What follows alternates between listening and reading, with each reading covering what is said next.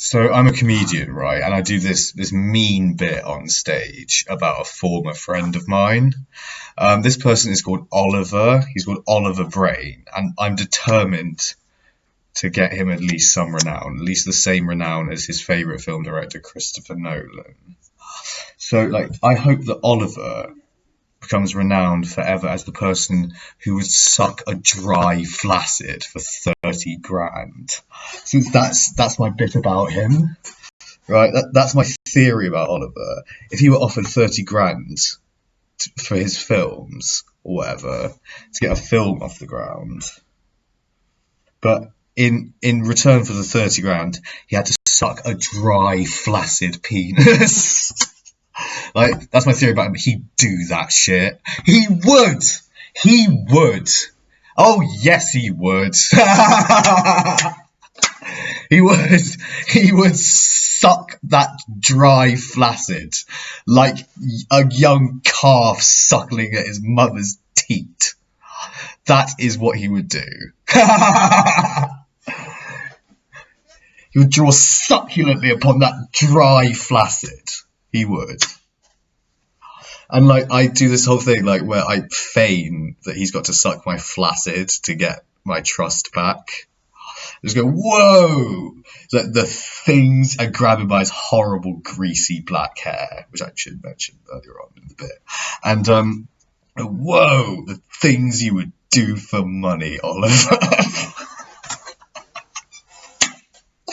Oh, yeah, I ruin him on stage.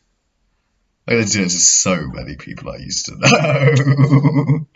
They're all such funny characters in my mind. I'm at least going to write about them. I'm going to put them in some sort of little bit or something. Tuck them away nicely into fiction. That's the worst thing you can do to somebody. Include them in your art. And I don't know. What's wrong? He would draw succulently upon that dry flaccid. I'm so glad. I'm so glad I've lived to experience that phrase as it occurred in my mind. It's inspired by something out of South Park, of course, when Cartman has to suck Carl's balls. Or is it the other way around? Carl has to suck Cartman's balls. There's like you'll draw succulently upon it for 30 seconds or whatever it is. Yeah, that's what it's from. He would draw succulently upon that dry flaccid. Like a few American comedy type things have experimented with the notion of sucking a flaccid before. Haven't they? There's Louis C.K., he did a bit about it. And there's also that bit in Tarantino's Hateful Eight, where that kid sucks the flaccid, you know, that young man. He sucks Samuel L. Jackson's flaccid on that cold, cold march through the snow.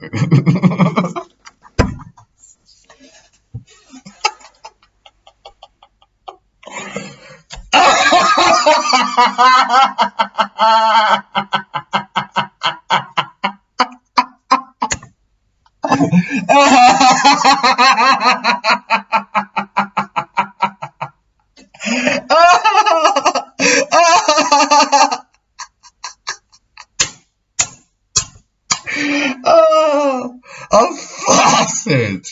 Think of it, a flaccid.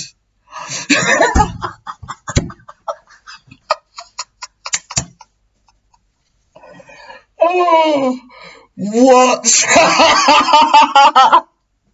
Enough.